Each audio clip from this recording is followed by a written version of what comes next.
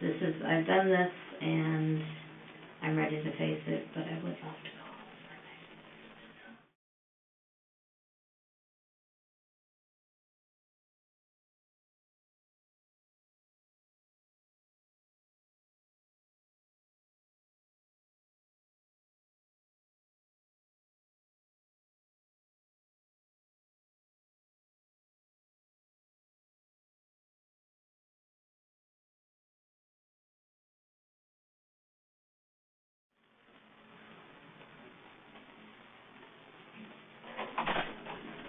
Sorry about that. That's okay. There's too many people moving and shaking around here, and you can't really keep track of who's doing what. So yeah, like I said, I'm just going to go through for everything in this room is audio and video recorded first off. You okay with that? Oh, yes. Okay. So I just want to go through, like I said, a couple formalities, cover a few little things off, things that I have to do on my end that I need to do, and things that I just want to tell you and make sure that we're all on the same page before we get going. Okay. Okay? So, first off, today is Wednesday, October the 5th, 2016, and on my phone right now, I'll just use that as a time reference. It's 5:14. Okay. So 17:14. We'll just use that as a start time of our conversation here today. Again, my name is Nathan Hergott with the Woodstock Police Service. I currently work in our crime unit. Okay. And we met a short time ago in downtown Toronto, correct? Yes. Right. Yeah. So we came to a facility where you've spent the last few weeks, from what I understand. Yeah. And we met with Dr. Khan and his team of associates, and I believe you were under his care for the last little while, correct? Yeah, the last 3 weeks. Okay. And the process, how we got here basically is kind of offered you a ride back, and so we could have this conversation, and you gracefully accepted, and off we went down the 401, or the Gardner, the QEW, and the 403, and here we are, right? So just to make it clear for whoever might watch this in the future, we didn't force you to come with us. We didn't, shove you in the car and off we went kind of thing. You did it on your own free will, and you accepted it on your own decision making. Is that correct? Yep. I had a nap, and you even let me try to give money to the homeless people. So. There you go. I remember all of that. So I know I read you a few things before, as we were kind of just cruising down Spadina there.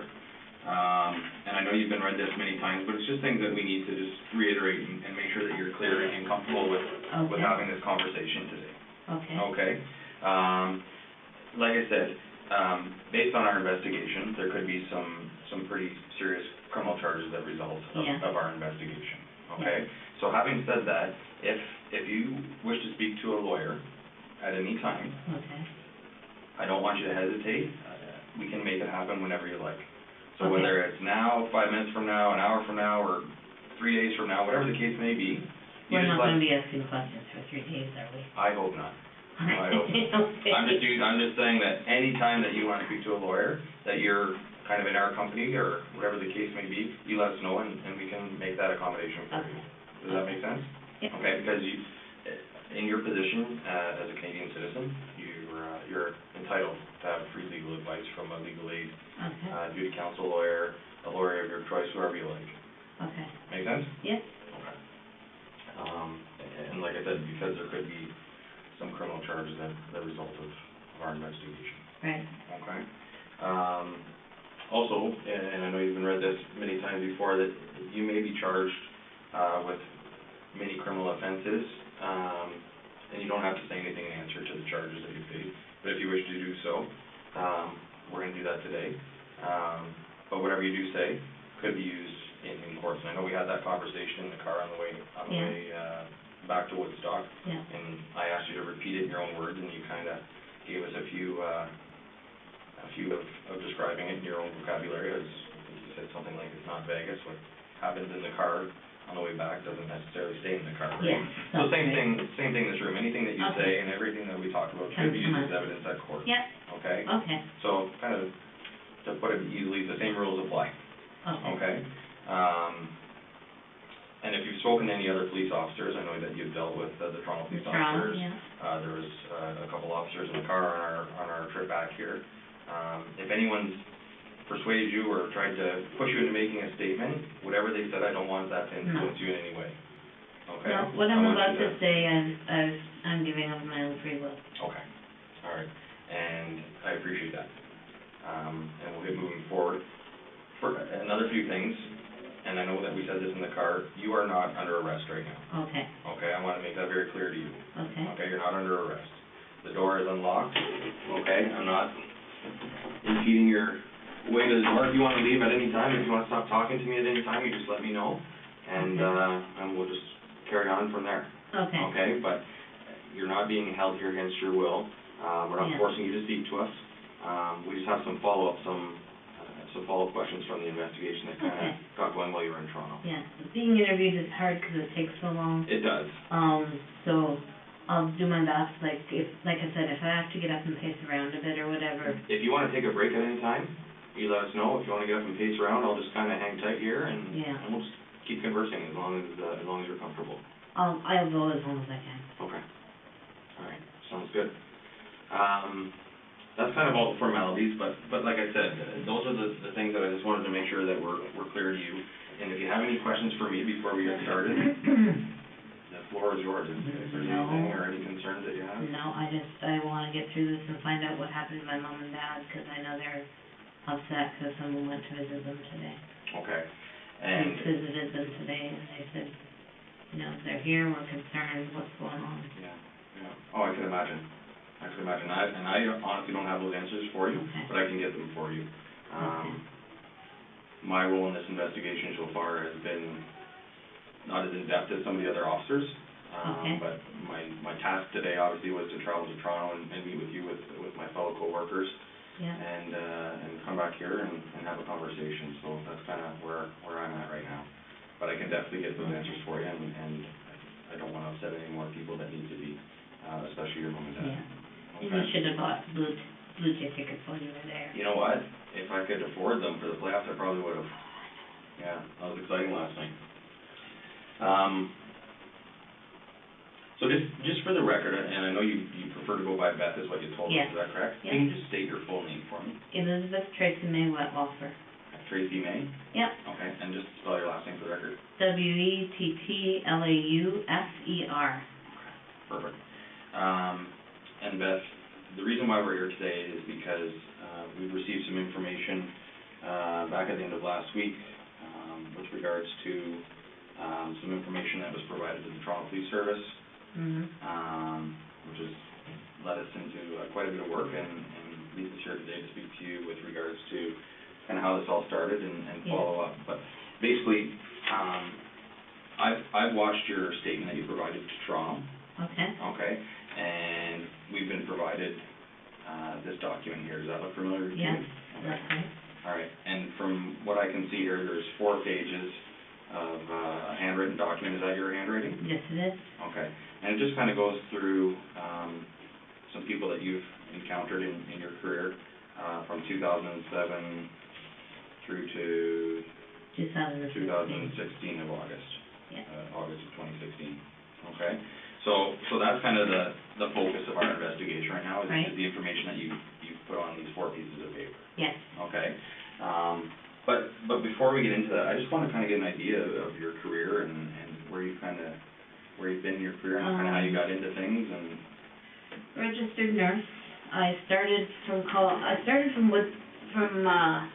here in Park Secondary School.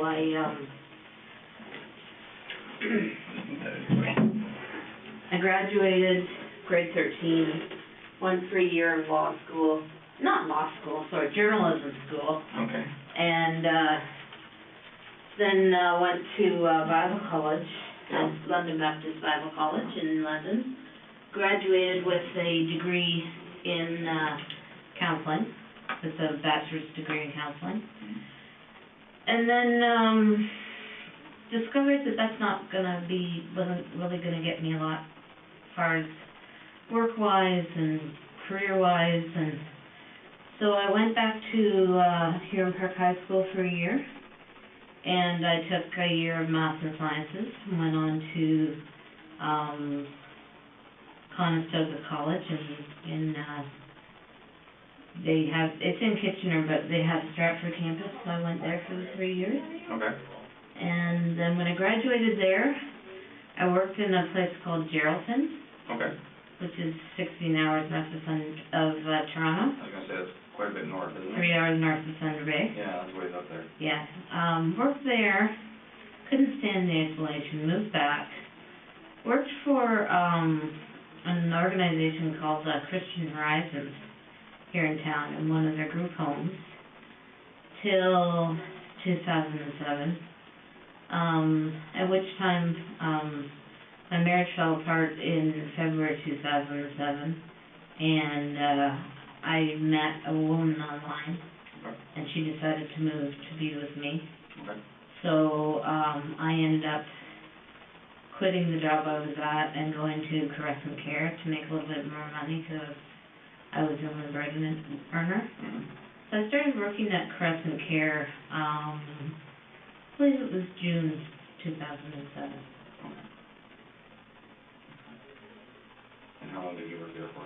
Until, 2014. Yeah, till, I think it was March 2014. And were you always in the same role, or As did you do a different roles at Crescent Care? Or? I was a registered nurse. Yep. And registered nurse's role is always the same. Yep. But, I worked in different areas of the home. Okay. There's 5 wings to Crescent Care, so I worked in different areas. Right. Okay. All throughout the 7 or so years that you were there? Yes. Okay. And at that point, did you have different supervisors from unit to unit, or No, did you ever there report was, to the same person, or? there was one supervisor, Helen Crombie, she was the head nurse. Okay. And then there was, people under her, Shelley, Jeanette, I don't remember the rest of them. Then there was an administrative head, and I think for most of that time it was Brenda. Right. Okay. And then from Crescent Care, I know you've had a few other. Yeah, I went from Crescent Care, fired from Crescent Care. Okay. For a medication error. Yeah. Then from there I went to Meadow Park Nursing Home. Okay. And left there to get help with an addiction issue. Okay. Hoping that it would get help with that as well. Mm-hmm. And then when I came back, I started working again in January. I left Meadow Park in September of 2014, and I started working for a nursing agency called Lifeguard in 2015, and I worked with them for over a year, and then in July 2016, I started working for St. Elizabeth Healthcare. Okay. As well, I was still working for Lifeguard. Oh, okay. And how did that work? Did you just split your time between the two, or was it just kind of a part-time position at both organizations? St. Elizabeth was my priority. Okay. So, and Lifeguard is very much, you pick up the shifts as they come. There's very few scheduled shifts, so Gotcha. I could say yes and no to them and focus on St. Elizabeth. And were those roles where you would do in-home care with different clients? With Lifeguard, it's an agency, so you go into nursing homes, you go into people's homes, you go into retirement homes. We did a lot of different things, a lot of one-on-ones with people, Mm-hmm. in their own homes, Mm-hmm. 12-hour shifts, 8-hour shifts, Okay. sitting with them. Okay. A lot of stuff I did was sitting with palliative patients. Right. Okay. That would be tough. It was okay. Yeah. Because I knew they were going to die, Yeah. and it was just an opportunity to give the family a rest. Yeah, absolutely. So. Yeah, it's an important role. I mean, a lot of people wouldn't see it that way and wouldn't even notice the care that these people are giving from people like yourself, right? So to give the families a bit of a break and take that role is important, which a lot of people don't see, right? Because when someone's dying in the house, Mm-hmm. families don't want everyone to be asleep at once, right? And that can be very hard if you're not able to do that. That's right. But if you have a nurse there that says, no, it's okay, I've got this, I know the medications they get, it's going to be all right, then... Everyone kind of rest easy. Yeah. Yeah. Good. Back at Meadow Park, what was your addiction? Hydromorph. Okay. All right. Hydromorphone. Okay. And how much were you using? And... I was a binge user, so I would use what I could get a hold of. Okay. By stealing it from the patient. Okay. All right. And how would that work? Would it just be in their allotted medications, or would you have access to a card to feed your addiction? There's some of their allotted medications. Some of them had confusion, so they couldn't tell the difference between what pills you were giving them, so I'd give them a laxative instead of their hydromorph. Okay. There was a lot of them had as needed, so it would be in a big card, and then they'd say, I would just punch out that, oh, Barney needed 2 of those today, and oh, Billy needed 3 of those today when they really didn't. Okay. And that's how I would get a hold of it. Okay. Every once in a while, there was also a big drug holder, like a safe almost, that we would put the drugs in. Okay. Once, like if somebody died, and there were like 23 hydromorph left, we'd slide the whole card into the drug holder. Well, if you picked it up and turned it upside down and shook it, you'd get drugs back out of it. Okay. So you had your ways? Yes. Yeah. Okay. And was that ever an issue with Stadler? Were you ever confronted, or did that go totally undetected for the time you were there? There was a time when hydromorph was delivered to the home, and it didn't get put away right away by the person who should have. And so I took the hydromorph and put it in my bag and took it home, and it wasn't discovered for months. Okay. And so I just played dumb. When the police phoned about it, I played dumb. Yeah. And that was that? Yeah. Okay. So as a binge user then, like how much would you be using on a, I mean obviously you wouldn't use it on a daily basis if you were binge using, but like how long did the addiction last for? Oh, the addiction lasted from, I think it started in 2008, okay. So to 2014, at which time I went away and got treatment at a treatment center. Okay. But then I started using again, probably January 2016, I started using again. Okay. And are you still using when you get your hands on them, or? No, no. I'm going to stop using alcohol as well. I have friends in AA, and I've got a very clear plan. If I'm able to be out and about, right. I have a very clear plan. And I also know if I'm not able to be out and about, that AA and Narcotics Anonymous do have some programs where they come into prison. Absolutely. So, yeah. That's my plan. Well, that's good that you have a plan. What do you think the reason is that you slipped into the addiction back in 2008? Like, what do you think? Is it just the stresses of the job that you were facing, or dealing with your personal life as well? And just always feeling like I had to be the best possible person, and very, very stressful job, giving medications to 32 people, making sure treatments were done on 32 people, right. Charting for 32 people, supervising 4 PSWs who sometimes didn't always get along. And sometimes didn't always get along with me. Yeah. It's a hard job. Any nurse will tell you it's a hard job. I believe it 100%. And then they would add different things like, oh, you have to do this and that to say who's here, and counting the medications at the end of the shift, and it was a hard job. And I always was putting this pressure on myself to be a really good nurse and to do everything perfectly. Mm-hmm. And every once in a while, when I could get a hold of a hydromorph or two and take it, then that pressure was gone. Right. And the treatment center that you went away to, where was that? I cannot remember. Okay. I've tried to remember. Yeah. Was it local or out of town? No, it was out of town. It was like a good 2-hour drive. Okay. You know where the locks are? Yeah. Near Niagara Falls. Welland? Yeah. It's a little town outside of Welland. Okay. And they have it's an 18-day treatment that they have, and I was successful. I went through the whole thing. Nice. So all 18 days? Yeah. Okay. And it helped? Yes. Yeah. What about family? You're born and raised Woodstock? Yeah, born and raised in Woodstock, married from from 97 to 2007. Okay. We broke up, February 2007. No children. I wanted them, he never did. My mom and dad are in their 70s, 75 and 76. I have cousins all over the area. Yeah. And my brother and his wife and 4 kids, they live in, Okay. and they're quite active. The oldest one is 26 and he's got a wife and 2 kids. He lives with his parents. They all live with the parents except for my...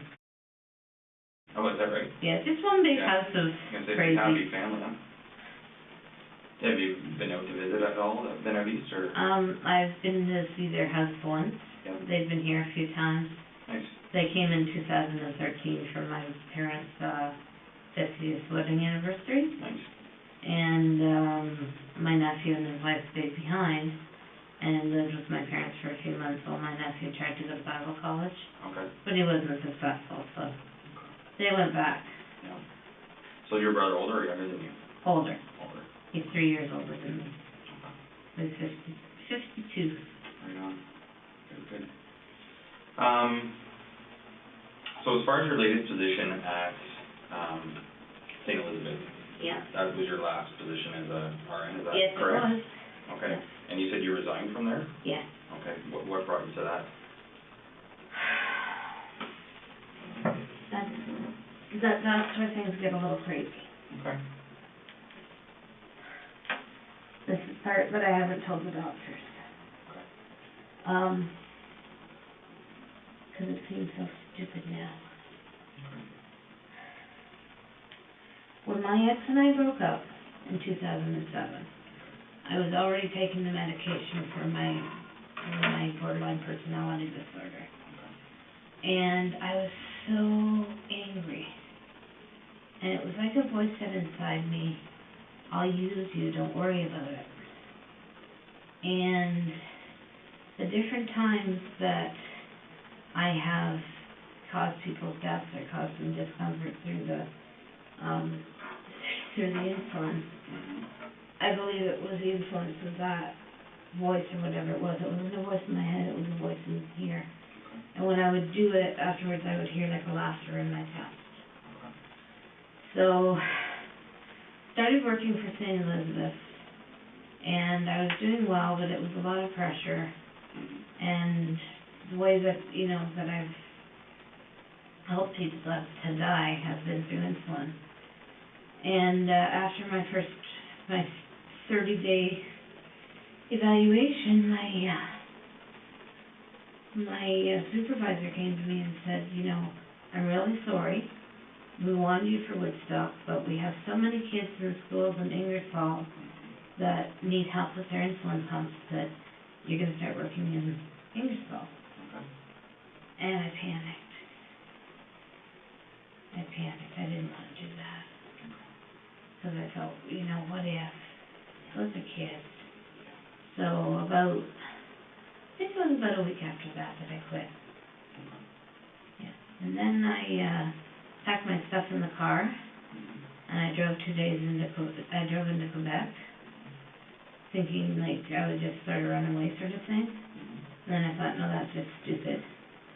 So I came back, and I was going to tell my parents what was going on, but they had visitors from Scotland, so I didn't tell them. I just, spent 2 weeks pretending to go to work. Okay. While the visitors from Scotland were here. Right. It's funny, but it's not funny. And then, once they left, I decided I didn't want to nurse anymore.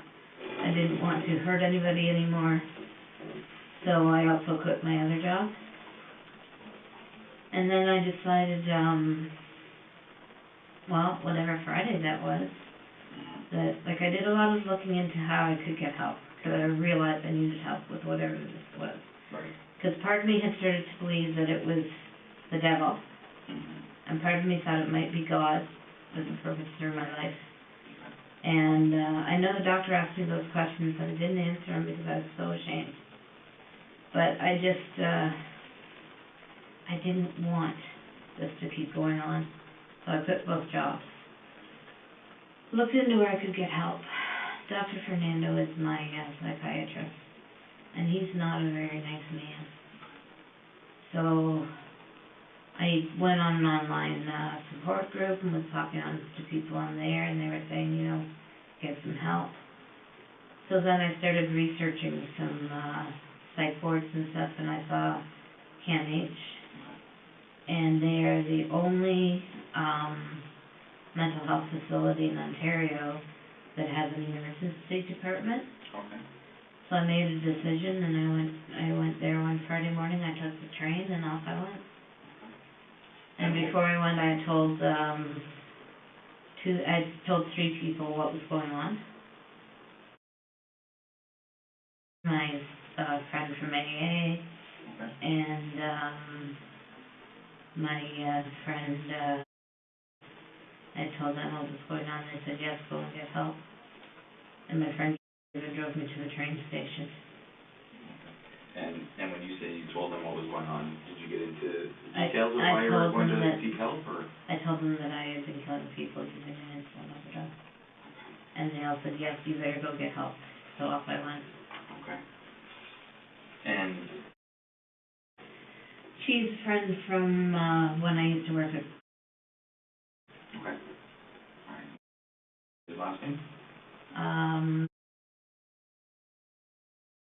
Okay. And she drove you to the train station on the Friday morning? Yeah. To the Woodstock train station? Yep. Okay. And then your other friend? Is my cousin. Okay. And she's a cousin of yours? Yeah, she lives in BC. Okay. And if you don't want to tell me, that's fine, based on the reason why this person may or may not be a friend, but your AA friend? My AA friend, yeah. Okay. I can tell you her first name, but okay. Otherwise it's confidentiality. And I don't want to dig into that at this point. That's not a problem at all. So did you disclose the same thing to all those 3 people? That I had been giving insulin overdoses. I didn't say why, because at that point I felt so stupid. Yeah. It just felt so stupid. And Beth, to be honest with you, I admire the way that you're conducting yourself and telling us and having this conversation with me. I thank you for that. And I'm not here to judge in any way. I know. So I want you to know that. And I'm not a doctor. I know you spent a lot of time at CAMH the last 3 weeks, right? Yeah. And I'm far from a doctor, but I do appreciate you telling me the truth and telling me the way that these things happened and played out. Yeah. And I admire you for that. And it's, it's been a while because I've been stewing about, do I give the names of the people that I killed? Right. Because then here's 8 families that thought that their family member died peacefully and normally, and they didn't. And what's that going to do to those families? Right. And even up to going to the hospital, I decided I was just going to give the first names. And my cousin said, listen, they know what years you worked there. If you don't tell them the exact names, they're going to go in there and go over every single file. And that's going to be even worse for the families there. Right. So that she was the one to give me that advice, to give the names. Okay. And as far as you know, have these people reached out to any of the police agencies where they may reside to notify that you told them this? Or no. Did you tell them in kind of confidence? I told them in confidence, and they said they promised me they wouldn't tell anyone. Okay. But basically the impliance was if I didn't get help, then they'd be on the phone the next day. Okay, I got you. So did you tell them basically then on I told them Thursday? I told them the night before I went. Okay, so Thursday night? Yeah. And then you took off Friday morning? Yeah. Okay. But that's basically what they said was, if you haven't gotten help Friday, then we're calling the police. We love you, but we're calling the police. Well, they just probably felt that they had an obligation, right? Yeah. Yeah. Whether it be a moral obligation or however they saw it, right? Yeah. What medications are you on right now? I'm taking, fluvoxamine, it's called Luvox, 200 milligrams. It's, anti-obsessional and an antidepressant. Okay. I'm taking 300 milligrams of Seroquel, which is, an antipsychotic. And they upped that when I was at KNH. Okay. Which has really helped clear my thinking. Has it? Good. And then I'm taking a couple of blood pressure medications, and then I've got some loxapine for when I get really agitated. Okay. And when we left the hospital, you had taken, I believe, some Ativan, is that right? I took 2 milligrams of Ativan when we left the hospital. Right. Which was, you guys noted the time, 1:30 or something like About that. right. Yeah, exactly. And I've had nothing since. Okay. And I know that the doctor Khan provided with a prescription that... Yeah, and he also gave me 2 loxapines. Yeah. And was very strict. I am not to take them till all the interviews are over, because they will start to interfere with my thinking. Okay. And then let me see the interview. Yeah, exactly. And do you feel that you have a clear, sound mind right now? Yes, I do. Conversing with me in this room? Yeah. Okay. Yes, I do. And everything that you're telling me is the truth and the best that you can remember? Yes. Yeah.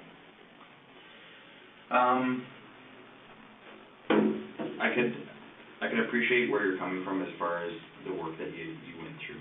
Obviously, I've never been a nurse, and I've never worked in the profession that you did, but I could imagine how overwhelming it is. Yeah. Having a lot of responsibility, maybe not having the support of the administration or your supervisors, just kind of go out and get it done, right? Yeah. And that could be, I can see how that would be stressful, and I could see how that would drive you maybe into your addiction and to other things. But I want to just go over this document, if that's okay with you. Yeah. Okay, would you be willing to do that with me? Yeah. Yeah. Okay, and you do your thing. Sorry. No, don't be sorry. Absolutely not. This is pretty, excuse me, major. I've only ever had parking tickets. I've never been arrested for anything. Well, like I said, you're not under arrest right I now, know. but it is a very significant investigation, you're right. I understand. Okay. And like I said before, Beth, I do appreciate you speaking with us, and I can imagine that, does it feel like a weight off your shoulders? Yes. Yes, You've been carrying a burden for quite some time. And I've tried to get help a couple of times. Yeah. Well, sometimes it takes a few attempts to finally commit to it, right? Yeah, I had a pastor that I told me, he prayed over me and told me I'd be fine. And that was God's grace, and then... When was that? That was, Halloween 2013. Okay. Yeah. And you kind of divulged to what had happened to you to that point in your life with Yes. involving these people? Yeah. Okay. And where was that? That was here in town. Was it? Okay. Do you want his name? If you want to tell me, it's up to you.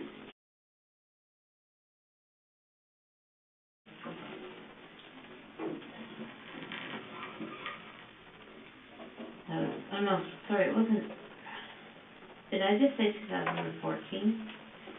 Mm-hmm. It was 2013. Okay.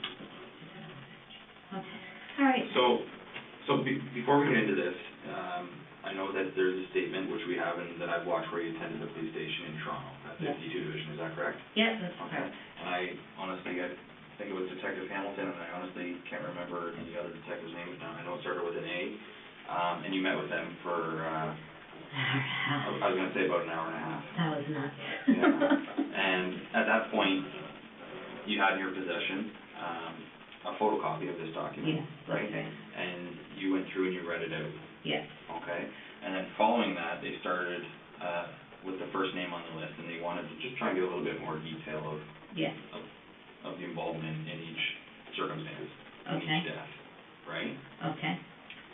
That's what I'd like to do today, and just get some more detail. Okay. Okay? So... It's a long list. It is, but I think that you and I think we can get through it together. Yeah, I'm sure we can. As long as you're patient with me. I've got all the time in the world. I'm not going anywhere. Because I'm physically comfortable. It's a nice chair, but... Yeah. Anytime you need to get up and wander around, like I said, if you want to take a break and have me leave and just kind of stretch your legs and whatever the case may be, you go ahead. Okay. Okay, if you have to use the washroom at any time, just let me know. All right. Okay? Because like I said, I'm here as long as we need to be. Okay. Okay, and I'm not pressuring you to stay any longer than you want to, but I think if we just kind of sit down and go through this, like I said, we'll get through it together. Yes. I'm a pretty patient person, and I'm here to just listen to what you have to tell me, okay? Okay. Okay, and like I said, I appreciate it, okay? So, how about we just do this together? I'll just bring this over here, is that okay? Sure. Okay. So, I'm not gonna have you read through this entire document, because you already did that, right? I have written it, I have read it, I have, lived it, so. Yeah, absolutely. So, Mr. Silcox. Yes. Okay, September of 2007. Yeah. He's Okay. the first one that died as a result of what I did. Okay. And before you get into that, you have signed some kind of page numbers, all that kind of stuff on each of these documents, so we'll just go in order of how you've written it, okay? And I know that the detectives in Toronto kind of had this in their possession and just kind of got you to recall some things. Yeah. I'm just gonna keep it here because, I mean, you've already written this out, so what's on here is, we already know that. I just have some follow-up questions just with regards to each circumstance. So, Mr. Silcox, it says here you were working a double shift from 3 till 7, right? 3 p.m. to 7 a.m. Right, okay, and this was at Crescent Care? Yes. Okay, in Woodstock? Yes. Okay, and tell me about your knowledge of James and your daily interactions during a shift with him. I didn't see him every time. He wasn't always my patient.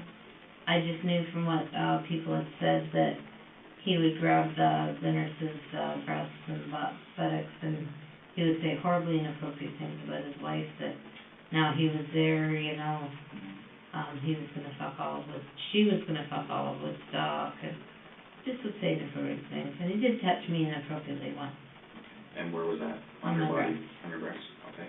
And were you alone in the room at that point? Yes. Okay. Did he have a roommate at all? Did Jim have a roommate? He must have. He wasn't in a single room. So he was either in a double room or a quadruple room. Okay. Would you remember any other residents that would be roomed with him at that time? Or? No. No? Okay. No. That's okay. What portion of the home was James in at this point? He was in there's an east wing, south wing, north wing. He was in the north wing, about halfway down, and he was either in a double bed or a quadruple bed. Okay. All right. And the diagnosis of his health at the time you were caring for him, do you remember? He was post-hip surgery and he had dementia. Do you remember how old he was approximately? No, I don't. I'm going to say 80s. In his 80s? Yeah. Okay. And, sorry, he was not a diabetic?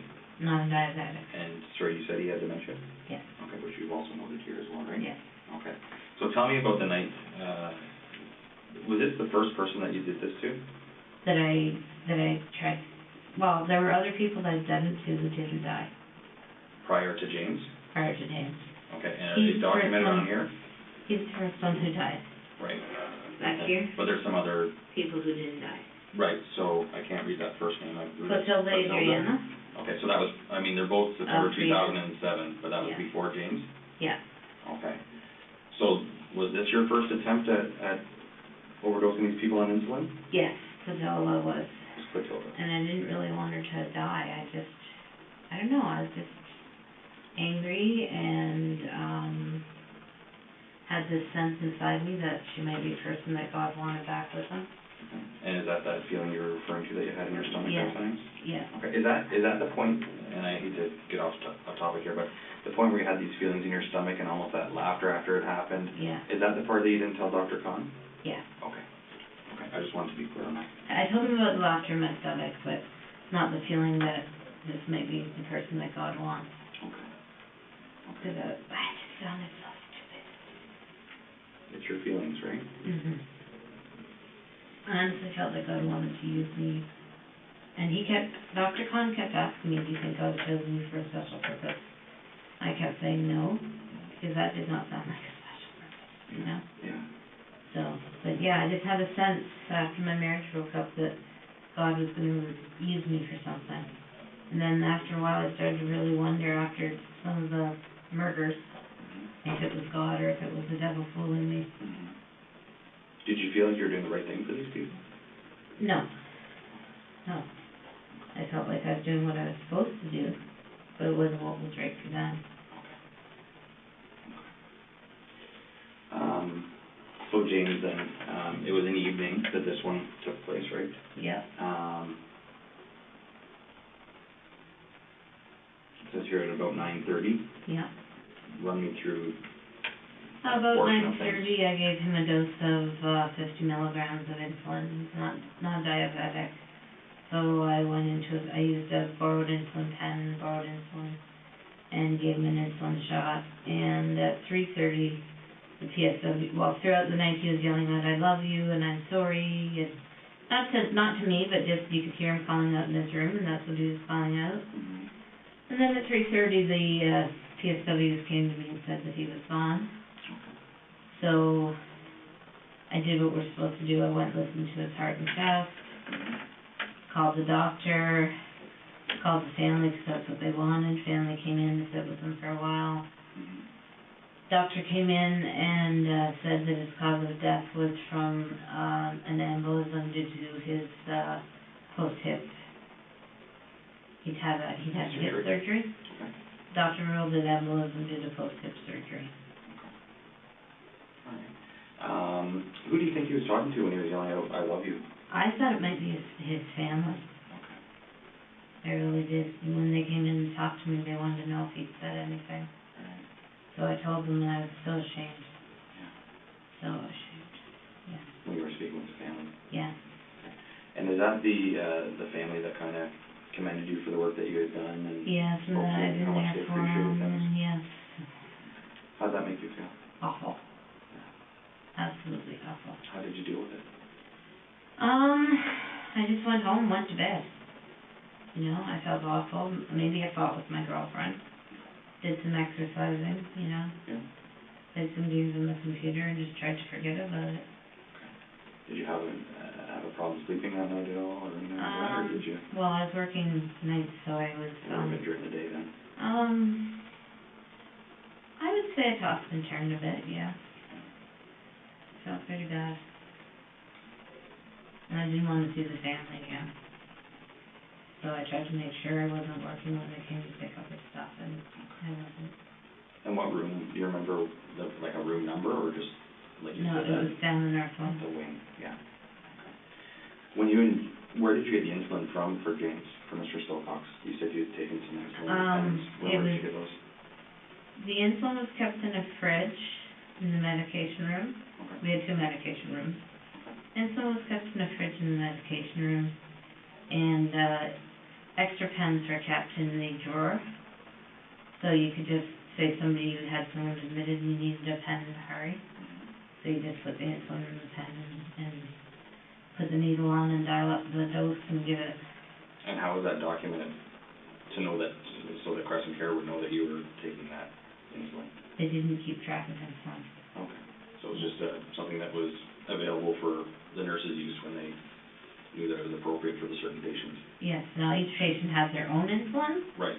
And maybe somebody may have noticed that a lot of insulin was missing if a lot was used, but I was always careful to use different people. Okay. Different people's insulin? Insulin, yes. Okay. All right. And Mr. Silcox, then, where did you inject the insulin into his body? I'm not really sure. I'm going to say his arm or his torso.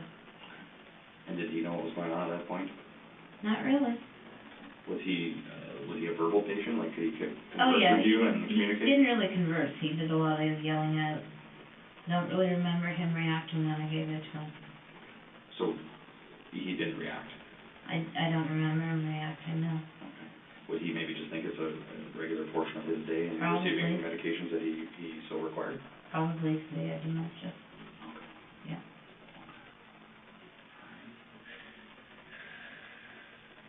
Is there anything else you can remember about Mr. Silcox? His wife and daughter loved him a lot. Mm-hmm. And how does that make you feel? Crappy. Yeah. Horrible.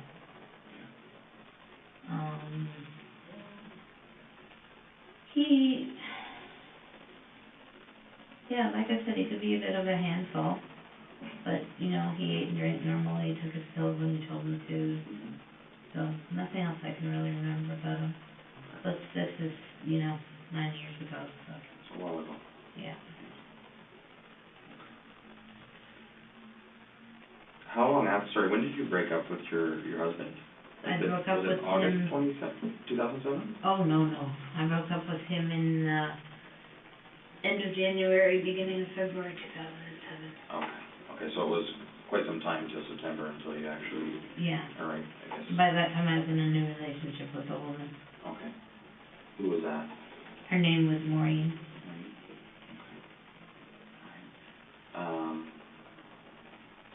Did you ever disclose to her what you were doing? No, absolutely not. So you just kind of went about your thing with Mr. Silcox? Yeah. Went home that day, did your kind of some exercising, computer games, went to sleep. Did you work again that next day? I don't remember. Don't remember. Do you remember who you would have been working with on that occasion? No. No? No, I don't. I'm sorry. Okay. Are you okay? Yeah. You want to get up and stretch? I just do a lot of fidgeting. Okay, that's okay. Hey, you're not bothering me. I just want to make sure that you're comfortable. Yeah, I'm okay. Okay. If I need something, I'll do it. Okay. You betcha. Do you remember who your supervisor would have been at that point? Well, that would be Helen Rombe. That was the head nurse? Yeah, she was always, whoever was on as the nurse was the charge nurse. Okay. So I was the charge nurse, and at night, as the charge nurse from 3 to 11, I was in charge of 1, 2, 3, 4, 5, 6, 7, 8 PSWs, and I was and then there was 2 other wings, and so at night, as the charge nurse, I was responsible to look after the RPN on the other side, be a resource for her. Okay. There were 4 PSWs on that side and 4 PSWs on my side, so 9 people. Okay. And then Mrs. Conley, of course, she wasn't around with me. Okay. She's for Katie's. Yeah. So she's who we all answered to. She was, her and the executive director, Brenda, I don't remember her last name.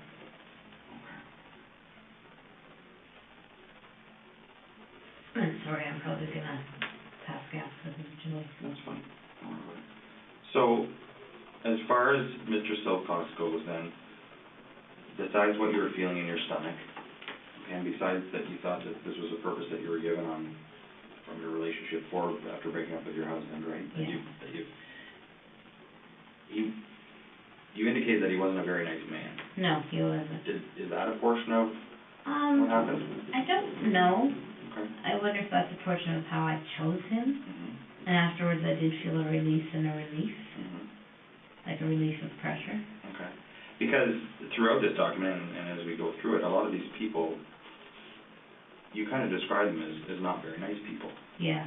Right? Yeah. So I'm not sure if that's a tendency or a pattern that we see as far as, is that why you chose these people? Yeah, it might be, but I also know I just felt like they were the ones. Right. I had a feeling inside that they were the ones. Before you injected insulin into Mr. Silcox, was it a spur of the moment thing? Had you thought about it when you reported for duty at 3 o'clock in the afternoon? I started thinking about it about 6 at night, I think. Okay.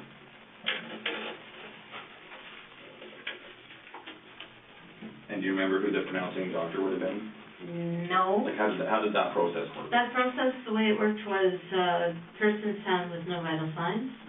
Nurse goes in with the stethoscope, listens for 1 minute. If there's no heartbeat, no lung sounds, nurse goes and calls the doctor on call. Okay. There was also a sheet that we had to fill out if we thought it was a coroner's case. In this case, I don't believe we thought it was. And then family is called. And the doctor may wait to come in and pronounce in the morning.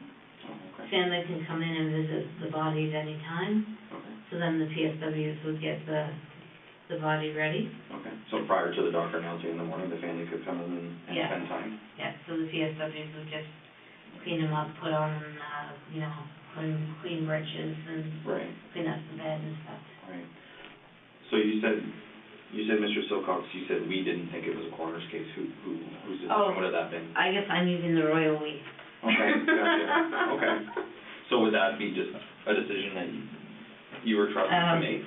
No, there's a form Okay. on the computer, and you go down through it, and if you tick off anything that says yes, you notify the coroner. Okay, all right. But you would have clicked off those boxes yourself? Yes. Okay, so obviously, knowing that you had done this to Mr. Silcox, did you feel that you wouldn't click yes so that attention wouldn't be drawn to you? You know, I honestly can't remember if he was a coroner case or not. Okay. He might have been. Now, would insulin... Even though I did this to these people, when I did their, but see, it's phrased as, does anyone have a reason to believe that this death was not natural? Right. So, yeah, I wouldn't click that one. Aside Right. from the insulin. Yeah, you're right. Okay. All right, and I just wanted to clarify that. Yeah, yeah. That was just a question. Okay, anything else you can think about from Mr. Silcox? No. Okay. Maurice, how did you pronounce Maurice's last name? Granat. Is it Granat? Okay, so tell me a little bit about Maurice. This says that this occurred in September or October of 2007. And this was at Crescent Care? Yep. Okay, tell me a little bit about your interactions with Maurice. He was another one who liked to grab breasts and asses.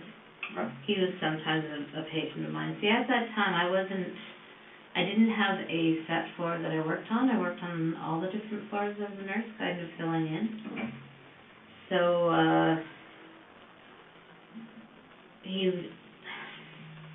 one afternoon I was working with him and he did grab me. And again, I got that feeling inside that this is his time to go. So I gave him an overdose of insulin after supper. And I believe he died the next day. And what was your shift that, do you remember what shift It you were was working at that 3 to point? 11. 3 p.m.? Yeah, to 11 p.m. Till 11 p.m., so like So an he afternoon shift. he died when I wasn't there. Okay. And he was known for, it says here, grabbing the staff's breasts and asses. Yeah. Okay. And do you remember who you would have been working with at that point? No. Okay. Do you remember where Maurice was within Crescent Care? Yeah, he was down in the north wing. I think he was in a double room on the right-hand side. Okay. Yeah. And do you remember who his roommates would have been at all? No, I don't. But I do remember that when he started going downhill after the insulin overdose, they moved him to the palliative care room right by the nurse's desk. Okay. And at what point of the day do you think that you, sorry, I think you said this already, but just to confirm, what time of the day do you think it was when you had injected him with When I injected him, it was afternoon. I think it was 4:30, 5:30. Okay. All right. And what was his reaction to receiving the insulin? Again, it was just kind of like, oh, okay. I said, the doctor wants you to have a vitamin shot. That's what I usually say. And was he able to communicate? Was he verbal? He was verbal. Could converse? Not totally, but he could say some things, yeah. Okay. All right. And did he question his vitamin shot at all? No. And he passed away the next day? Yeah. Okay. So, being that you weren't there when he had passed away, you wouldn't have been the one checking the boxes. That's right. So, do you know, by chance, what nurse would have been responsible for Mr. Granat? No, I don't. No? No. Okay. Did you ever have any concerns that he didn't pass away while you were working and that, suspicion may arise? No, I didn't. Well, yes, I did a little bit. I always wondered if they'd find the site where I gave the shot and something, there'd be an investigation. I always wondered that. Right. But other than that, no. And even though it passed through your mind, did you just continued on about your duties? Yeah. Okay. And do you remember what part of the body he would have been injected in? Maybe the leg. Because at that point he didn't have a lot of body fat, so. Maurice didn't? He didn't know. And when you get a subcutaneous injection, it goes in to the body fat, so. Okay. And you documented that he was a cancer patient? Yes. Okay. Do you remember what type of cancer he had? I think it was prostate. Prostate? Prostate, yes. Okay. And what did the outcome hold for his future as far as the cancer in his body? He was dying. Was he? How old do you think Maurice was? 75, 76. Alright. That's right, he was in a double room? Yeah, I believe it was a double room, yes. Okay. Do you remember who you had been working with that day? No. Same supervisor or the charge or the head nurse? No. Sorry, That's okay. It's so far. It's a long time ago. Yeah. I mean, obviously, it's a significant event in your life, but it's a long time ago. Yeah. So I'm not concerned that you can't remember every question that I ask you.